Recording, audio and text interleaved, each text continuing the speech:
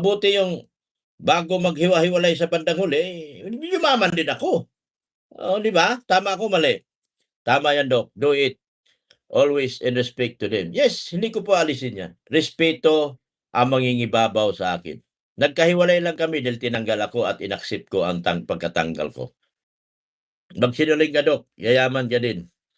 Magsinungaling ako, ay di kaya ng kung gagawin ko yan talaga, baka yumaman na ako. Ate Nika, kung gagawin ko yan, yayaman ako. Good morning, Doc. Yumaman ako dati, pero di ko kayang gawin yun. Gusto ko parehas ako. Kayo ni Richard may mga viral pero walang bahay. Totoo yan. Pinakamaraming viral ako, kahit magbilangan pa kami. Pinakamaraming viral ako, kahit magbilangan pa kami. Kahit magbilangan pa tayo ngayon. Pinakamaraming viral ako. Pero tignan nyo naman ang kabuhayan na meron ako. Wala akong lupa, wala akong bahay. Good morning, isang mapagpalang araw po muna sa lahat. Dito nga po ngayon ay panibagong reaction video tayo dito kay Dr. Love. Dito nga po ay kanyang pinapahiwatig at pinapasa parang saring, no, mga balbas na kung siya man siguro ay sumunod or hindi sumunod sa rules dati sa Kalingap ay siguro ay yayaman na siya, no? So kung tanggalin daw yung bilang respeto ay baka nagkakaroon na nga siya ng bahay at kahit sa lupa, mga balbas natin eh. Alam naman natin na yung tinitirhan niya ngayon ay pabahay lang yan ng kanyang sponsor na Sir Leo D. Kung mismo para at least paano ay mababantayan or nandun sa katabi mismo sa bahay ni Beyonce, mga balbas. Pero hindi ibig sabihin ay bahay niya ito, mga balbas, no? So doon ay sinasabi niya rito, no, kahit paman sa dami niyang mga viral na mga charity or pagcha-charity kasi so far kasi mga makabalos siguro mga 3 yung binanggit niya dito na beneficiary na kanyang napaviral, no? So yun ba ang viral? Yun ba? Diyan ba nasusukat ang pagiging viral? Hindi. Kung itong mga tungaw na ito, hello Felician, itong mga tungaw na ito, naintindihan nila yung buhay na meron ako at naintindihan nila yung rules na sinusunod namin noon pa, ay siguro magising kayo sa katotohanan at nililipat na kayo lahat sa akin. Kung alam niyo yung rules na after pabahayan kami na, kung alam niyo yung rules na after pabahayan kami na makakablog, baka yumaman na ako. ito po ay sa akin lang naman, mga kabalbas, kung hindi naman po siguro kay Kalingap Rab ay hindi naman siguro mag-viral itong si Dr. Love, no? Kasi nga po alam naman natin na mga subscriber ni Dr. Love ay galing naman talaga din, no? Hindi naman ligid sa kalaman na galing naman talaga sa Kalingap yan, no? So nagkataon lang talaga na tukan katulad ng iba, no, mga charity vlogger katulad nila Kalingap Edo, Kalingap Roel dati, no, na nag-viral naman din ng charity kahit paano. At pagdating nga dito, mga balbas, ating pansinin na yung sinasabi niya dito kung sana, no, ay hindi, kasi may mga binabanggit siya rito, mga balbas, na bilang respeto pa rin kay Kalingap Rab kahit nga ngayon, mga balbas, ay sinasabi pa rin niya dito na may respeto pa rin siya, mataas pa rin yung respeto niya para dito, no, lalo na pag tagla-live ito si Kuya Val ng alas 8 ng umaga or hanggang sa gabi, no? So kahit naman si Kalingap Rab ay ganun din, so hindi pa rin nawawala, kahit na although na wala na siya sa Kalingap, mga balbas, ay sinasabi niya rito na nandun pa rin yung respeto, no? So ibang issue na naman or meron na naman siya binanggit dito, mga balbas, na kung sakali man, no, kung nagtagal or kasi gusto niya na talaga ng isang charity vlogger, kasi mga balbas, isang business ito, no? So charity is business, no? So dito nga sa pagcha-charity niya, nasa Kalingap siya, ay parang hindi niya nakikita, hindi niya na ramdaman na siya ay umaangat dahil parang amanos lang daw or hanggang ano lang daw, no? As in nakakakain or yun lang, pero yung sasabihin natin na pag-usapan na yung pag-angat sa buhay or ito nga ay hanggang ngayon ay wala pa kasi siyang bahay, no, ay hindi niya kaya walang ganun, no, mga balbas, na although na marami siya napaviral, no. So ganito kasi nangyari dyan, mga balbas, kahit na viral siya doon, no, siguro may mga gastusin din siguro, kasi kung halimbawa nag-viral ka sa isang tao or isang beneficiary ay malaki-laki yun, no. Kung halimbawa ilang uploads yun at ito nga ay sinasabi na dito na kung halimbawa nga dahil nga sa sinasabi na dito na pagkatapos ng ma-vlog na ito mapabahayan, no, ang mga beneficiary ni Kalingap Rab, ay syempre sa kanya na lahat or magte-take, kasi may mga rules yung ganyan, mga balbas, na kung sakaling matapos na yung pabahay ng isang beneficiary ay ito turn over ito sa nag-scout. Viral eh. Pero hindi. Nagbigay pa rin tayo ng respeto pa rin tayo kasi nung iba-vlog na natin, may panibago na namang rules. Hindi pwedeng i-vlog. O, di ba? Yan ba sinasabi nyo na yayaman ako? Paano ako yayaman? Hanggang ngayon, hindi nga ako pabablogin. O, di ba? Nagnanakaw-nakaw na lang ako para makablog. Yun ang hindi nasunod. Naghirap ka, nagpagod ka, pero sa bandang huli, wala ka pa rin kinuha o nakuha. Pero hindi man ako nagsasama, hindi man ako nag-ano. Kaya nagpasalamat pa rin ako na naalis ako. Dito ngayon, wala akong rules. Talo pa nung great driver, liar, may bahay. Oh, talo. Hindi ko kaya yung gano'n. Magkabahay ako galing sa sponsor na puro panluloko sa sponsor. Di ba? Wala kang sweldo. Walang sinisweldo pero may mga bahay. Walang revenue. Alam ko yun, mga revenue nila. Piraso lang revenue nila. Hindi nga sila, swerte na lang kung maka 50 million silang revenue pero may mga bahay silang milyones. Samantalang ako, sumisweldo ako, mahigit 100. 50 to 100 ako. Pero tingnan nyo, wala akong poste ng bahay, wala akong lupa. Yan ang totoo. Yan ang katotohanan.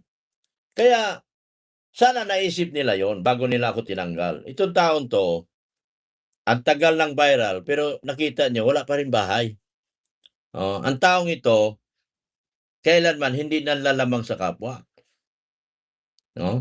Sa kanya na, pinigilan namin, sumunod, ayun, sa bandang huli, pumunta kami ng Albay, tanggal ang inabot. Kapit si Buy. Dahil ito ay real talk na ako. Wala akong sinisisig tao, pero nagre-real talk ako doon sa pananaw na nakikita ko. Nakikita ko to. Di ba? Tama, partner pa sa kinasalingan, taga-takip ng bao. Di ba? Di ba? Ayaw ko lang magkano lang ba kinikita nila? Maria. Sus, magpakitaan pa kami ng revenue. Sabi nga nila, magpakitaan tayong revenue eh. Pakita ko revenue ko, pero wala akong bahay. Sana lang, nabilhan, sana siguro sa mga million views ko, nabigyan mo lang ako ng isang lote, di masaya pa ako. Or, yun nga, katulad ng sinabi niya na siya, kasi sa dami ng kanyang mga na-scout, at ito halimbawa na lang kay Maria, siya napapaviral nun. At doon sa isang lalaki na bata, si Makisig, yun, napaviral din yun. At dito, si Beyonce yung huli, mabalbas. So, doon po ay binanggit niya dito na kung sakali man na, ito nga, natapos na ipabahay ni Beyonce, ay mariinan yung sinasabi dito na siya na mamaniobra dito para ma-vlog si Beyonce. So far, sinasabi na dito is mabuti naman, wala naman kung sa ano man ito, pero pagdating nga doon sa rules, usapang rules ay hindi na niya inaya, at tumiwalag na mga balbas. Siguro dito ay iniisip ng iba kasi mga balbas na kung ito nga tumawalag na sa kalingap ay mawawala na ng work or wala ng revenue ito si Dr. Love, dahil nga doon sa 3 months lang yung sasabihin natin na agwat or yung parang, di ba, parang yung bibigay ng taning or something like na, di ba, kung halimbawa nga ang isang vlogger na nakadikit sa isang kalingap at ito ay tumitiwalag ay baka 3 months lang yung expect ng iba, inala ng iba na pag ito ay napaswerte na, kung ito ay nagba-viral ulit mga balbas at lumakas yung channel, So, pero ako namang mga balbas, sa akin naman sa sitwasyon ni Dr. Love na mga balbas, pagdating dito sa kanyang subscriber ay manasa kulang-kulang 400,000 na kung ating maalala, ng ating refresh or yung subscriber ni Ruel Malalag dati ay ganyan din, yung kanyang subscriber na umabot ng kulang-kulang 400 or mahigit ng konti, Kaya, pero sa ngayon, tingnan mo naman mga balbas ay dumami at mas dumami pa ang kanyang mga subscriber at mga supporters, followers at syempre mga sponsors, So dito, kung ating napansin mga balbas ay ganun din yung ginawa ni Dr. Love kahit kasarili siya, na tumiwalag na muna.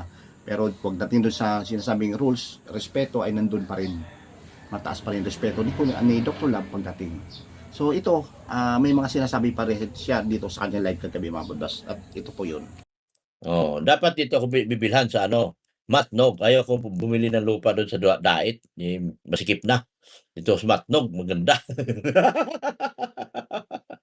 Totoo yan. Totoo yan. Lahat ng sinasabi ko totoo. Wala akong sinabing kasinungalingan. Pero hindi ako nagtatanim ng galit. Hindi naman. Hindi ako nagtatanim ng galit. Comparison, pwede pa. Comparison, pwede pa. Pero magtanim ka ng galit, hindi naman. Mian of Jongkar? Sino Mian of Jongkar? Mian of Jongkar. Sino Mian? Feliciang, sige lang, babalik lahat kung ano man nawawala, Sigso. Opo, Feliciang. Sana nga po, magdilang anghel ka. Josephine, pinagtakpan nila kasi Vivian, mabansag, puro ba naman babae yung tumira dyan sa'yo. Tapos si Boy lang pala ang gusto nila. O yan po. Glenda Palmares, si G. Sylvian Norio, support kami Dok hanggang dulo. Salamat, no? Doc, Mian of Jomcar is in the house. Sino Mian? Mian of Joan. Mian of Jomcar. Hanapin natin. Mian official. Oh, dito pala, Mian official. Sana di mo na binigay kay Rab. Sino to? Si Mian? Sinong Mian to? Alam mo, Mian, scouter ako. Scouter ka ako. Paliwanagan kita. Ngayon, ang rules namin sa pagiging scouter, ang usapan namin dyan, usapan lalaki sa lalaki ito Sige, akin. Pag nabahayan, pwede nyo na i-vlog. Yun ang rules namin. Usapang lalaki sa lalaki. Sige, sa iyo mag-scout ka, mag-scout kami, tulungan ba? Tulungan mo ako, tutulungan ka rin namin. Yun ang totoong usapan. Yan, Mian. Ngayon, ang bandang huli, nung natapos ng pabahayan, bawal pa rin ako. Wala na ako. Nawala din, hindi rin ako makablog. So, anong purpose dong usapan namin? Lahat ng usapan namin sinira. Dahil viral nga. Pero hindi naman ako naggagalaiti sa mga ganong panahon, ng mga panahon na yun. Hindi ako naggagalaiti. Kasi dumidiskarte talaga ako para kumita ako. Yun nga lang, sa sobra kong pagtatanggol sa kanila, kay Kuya Bal at kay Boss Rab, nasira channel ko. Milyon ang nawala sa akin. 1 million ang nawala sa akin. Totoo yan. 1 million ang nawala sa akin. Doon sa pagtatanggol, nakipag-away ako, pinag-away ko. Di ba pinagmumura ko sila si Ate Malo? Pinagmumura ko sila si Joel Salcido? Tanda nyo yon? Dahil sa pagtatanggol ko, pinagmumura ko si Batanggenyo? Dahil yun sa pagtatanggol ko sa kanila. At alam nyo ba ang naging kapalit ko doon sa pagtatanggol ko at pagmumura ko sa kanila? 1 million talaga. Kahit tignan nyo pa yun sa channel ko ngayon, ipakita ko sa inyo kung magkano nawala sa akin. 1 million talaga. Andito ang revenue ko na hindi na mabawi-bawi dahil binawi lahat ni AdSense. 1 million. Yun ang pagtatanggol ko sa kanila. Nga lang, pagkatapos ko magtatanggol, ito nangyari sa akin. Na-kick out ako. Pero po mga balbas, so sayang po yung kanyang sinasabi na million po ang kanyang nakuhang views, no, doon sa mismong pagtatanggol niya dito nga sa mga pinaglalaban niya. Sino ba yung mga kalaban na sinasabi niya, no? Sila Timalo, sila Peso sa Batangas, sino pa ba yung mga reactor na Kalingap, yan lahat halos ng mga against sa kanya ay talagang kinakalaban niya. So doon po ay may katumbas pala, no, may kapalit at tinanggalan siya ni AdSense ng revenue, no. So nakapanghinayang yun mga balbas natin, no? So yun po yung isa sa mga talaga siguro, no, hindi natin masisi kung bakit tumiwalag itong si Dr. Love. At marami pang iba, no, pagdating din sa rules ay against na rin siya dyan dahil nga po nabawasan at talagang inakala niya na dun sa paraan na yun ang pagtitiwalag sa Kalingap ay baka umangat na ang kanyang buhay. Hindi na pinali kasi tayo respeto sa lahat ng charity vlogger, kahit naman sa bawat isa sa atin ay dapat igalang natin kung ano man ang meron, kasi meron tayong freedom, no, meron tayong kalayaan kung ano ba ang naging desisyon ng isang tao, mabalabas natin, no? So dito nga po ay ito ang kanyang pananaw at siguro baka hindi natin alam pagdating sa mga ilang buwan, no, kung ito man ang nagiging desisyon niya ay sana maging maayos at maging kumbaga aangat pa siya. Pero bahas bawas-bawasan yung pagmumura dahil sabi ng iba nasa simbahan ka pa naman tumutulong sa paggawa or dito kay Father, no, at iniiwas-iwasan na niya yung pagmumura, mga balbas, no. So at least kahit paano ay ating nakitaan si dito si Dr. Love ng pagbabago, mga balbas natin. So yun lang naman po ang ating reaction for today, at sana yung iba hindi pa nakapag-like, like nyo na, share, at subscribe na rin po sa mga hindi pa nakapag-subscribe dyan, at hit nito po ang notification bell button para at least paano updated kayo sa ating mga ginagawang uploads or mga videos. Thank you, God bless, at mabuhay po tayo lahat. Bye-bye!